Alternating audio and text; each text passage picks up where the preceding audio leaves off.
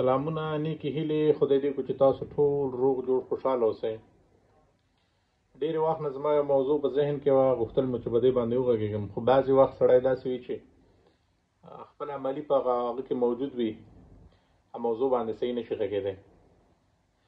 غوښتل مې چې د افغانستان صحي سیستم باندې لږ وغږېږم چې دې کې څنګه موږ کولی شو همکاري وکړو چې دا بهتره شي.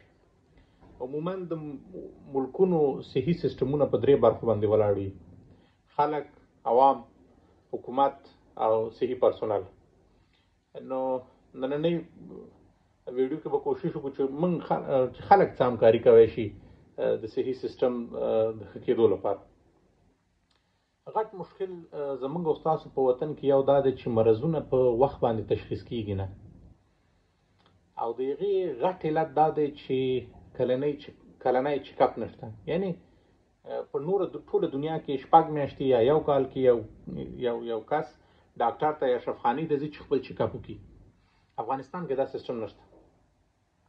ما تقریبا 3 کاله کم و زیات په افغانستان کې کار وکړو. تاسو پوهېږئ چې په 3 کالو کې به څو نفر راغلي وي چې خپل چیک اپ وکړي؟ یا ورځ یو کس راغلی و چې هغه غوښته خپل چیک اپ وکړي. دا چیک اپ د ډیرو مرضونو، پرمختللو مرضونو مخنیوي کې همکاري کولی شي او په صحي سیستم باندې بوج هم کمولی شي. بعضې ډیر عادي معاینات دي چې هغه هر کال باید انجام شي. مثلا د وینې عادي CBC دی، تور زیړی دی، سپین زیړی دی، د جګر ټیسټ دی، یو د ګردو ټیسټ دی، یو د سینې ایکس رې ده، د خېټې یو الټراساونډ.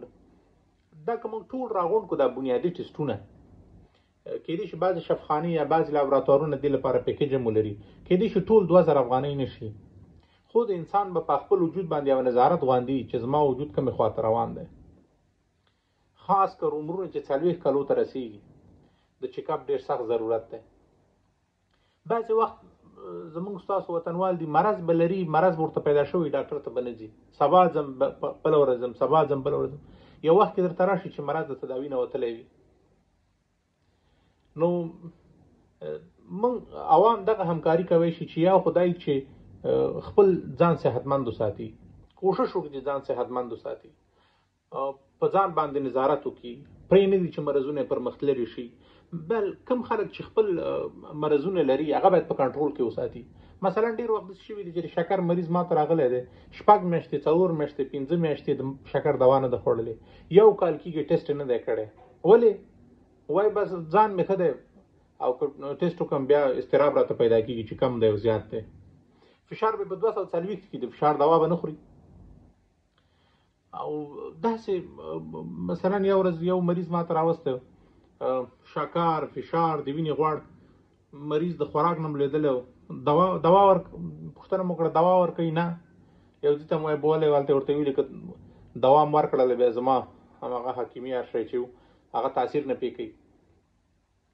نو زما ټولو نه خواهش دا دی کېدای شي دا زموږ او ستاسو لږ بدلون، لږ همکاري په صحي سیستم کې، صحي سیستم باندې زموږ بوج راکم کړي چې مرض موږ ته پیدا شي، کومه نښه نښانه موږ ته پیدا شي، زموږ په وجود کې کوم مشکل موږ ته پیدا شي، په وخت باندې متخصص ډاکټر ته مراجعه وکړو. دوم، کلنی چیک اپ خپل وکړو.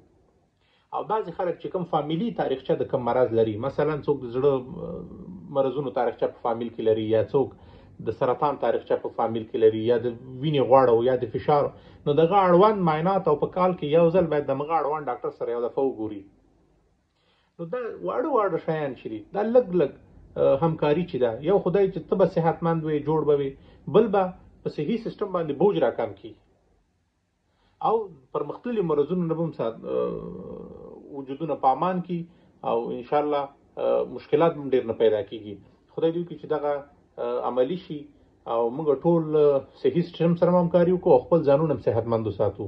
مننه.